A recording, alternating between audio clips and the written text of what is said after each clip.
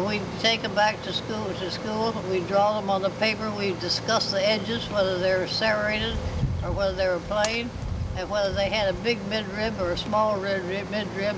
We tore them to pieces that way to see what that was a botany lesson. And then we'd go out into the vacant lot where there are a lot of pine trees. Everybody would lie down flat on the needles, close his eyes, and you'd ask them what did they see. You know, well, they'd look up a little bit and see, then they'd shut their eyes and tell you what they saw up in the sky and discuss things like that. Those were our botany excursions. And at one time, all the children had a separate garden. I expect it wasn't more than probably 3 by 10, 4 by 10. And they had a garden out in the schoolyard, and everybody had his own plot, and he planted what he wanted in it for various things. And you know, in those days, those gardens were not disturbed. They were allowed to grow. Every child had his own. You take it nowadays, and some of these darn kids would go in there and tear them up overnight. But in those days, they didn't. What was Mrs. Johnson like? Huh? What was Mrs. Johnson like? Oh, she was a whirlwind.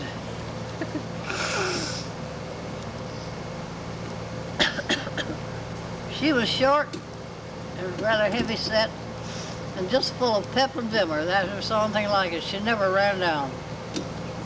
And she always met every child's need, regardless of whether he was big or little. Why, Mrs. Johnson was equal to the occasion.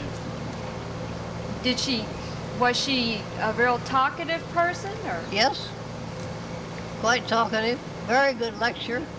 She gave talks and lectures. And as I say, she lectured in New York, she lectured in Connecticut, she went to Denmark, she made a couple of trips and more, I don't know how many trips she made abroad, in England, and different, I don't know what else, over in Europe.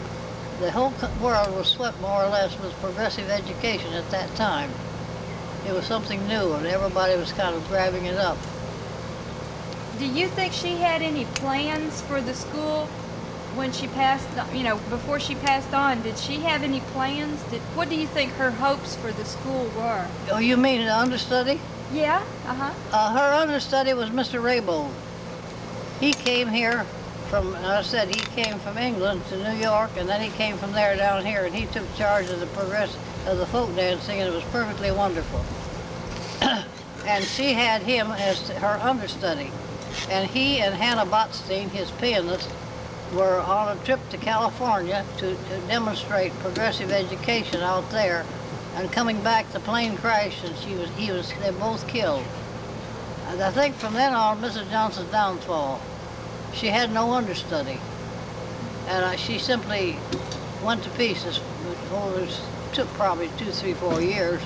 But she never was the same after she lost Mr. Raybould. He sort of was her backbone. He was a large, powerful man. Everybody liked him.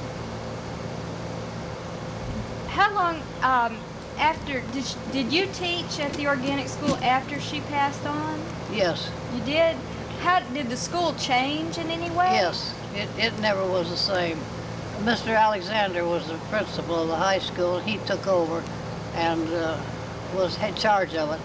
And it went on for 2, 3 years fairly good, but gradually it slid. It lacked her enthusiasm to keep pushing it ahead, you see.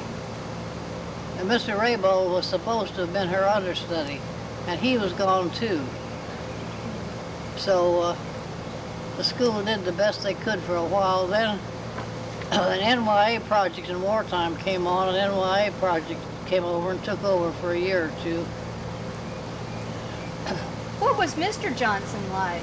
Oh, he was a wonderful, tall, blue-eyed, sweet. Everybody loved him. How was their relationship? Very, very cordial. Very cordial. She missed him terribly. He passed on several years, and she only had this one son that was left. And when he grew up, he graduated from school, and then he went down into Florida somewhere, and he was in the real estate business down there, I understand.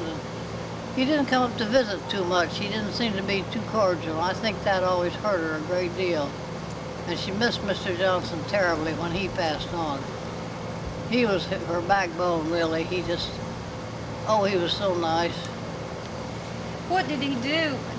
What did he do around the school? Did he work He was with a it? manual training teacher.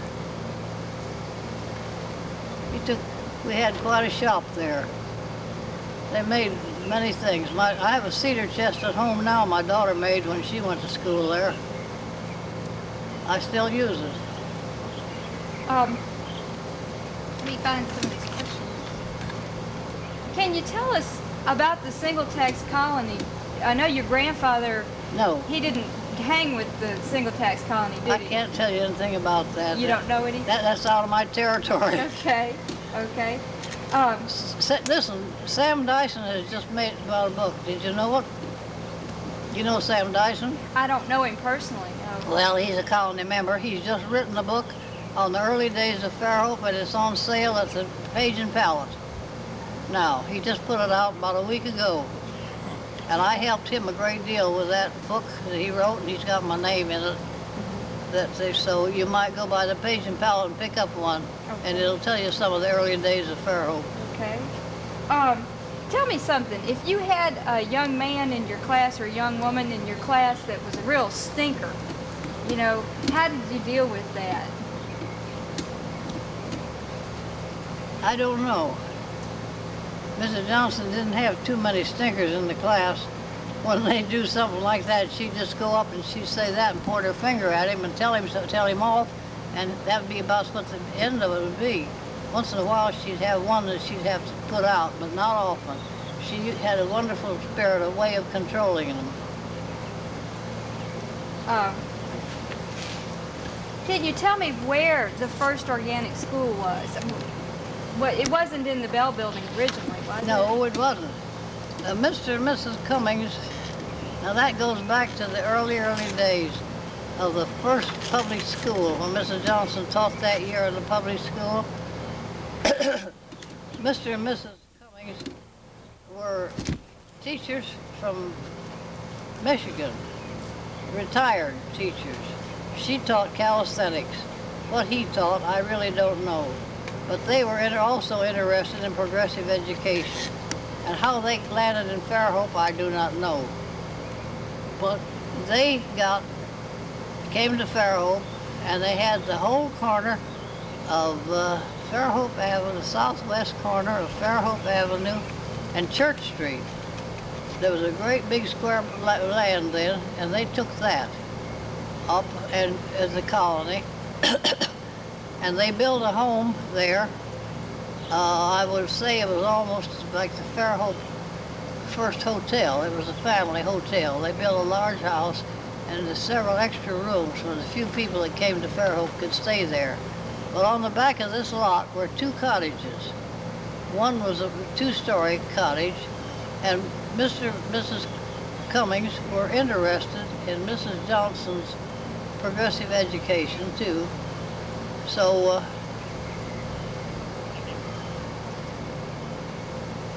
let me catch my breath and get my sentences. They offered Mrs. Johnson the two-story house for if she wanted to open a school for a progressive education, to carry out her ideas, which she did. She took that and she lived there. She had 3 students as her first out-of-town students. Who they were, I do not know. I cannot remember, it would save me, who they were. And they lived in the house with her. And those were her first organic school students in this cottage on this plot of land. How did your grandfather come to be in Fairhope? He was there before the single tax were, wasn't he? No, he came later, but just about the same time, I guess. My grandfather was from Des Moines, Iowa. The single taxers are from Des Moines, Iowa, and they knew each other in Des Moines. My grandfather was a Cape Cod. He was an Easterner. He believed in reading, writing, and arithmetic, and he believed in having it taught the hard way. He thought that was the only way to learn.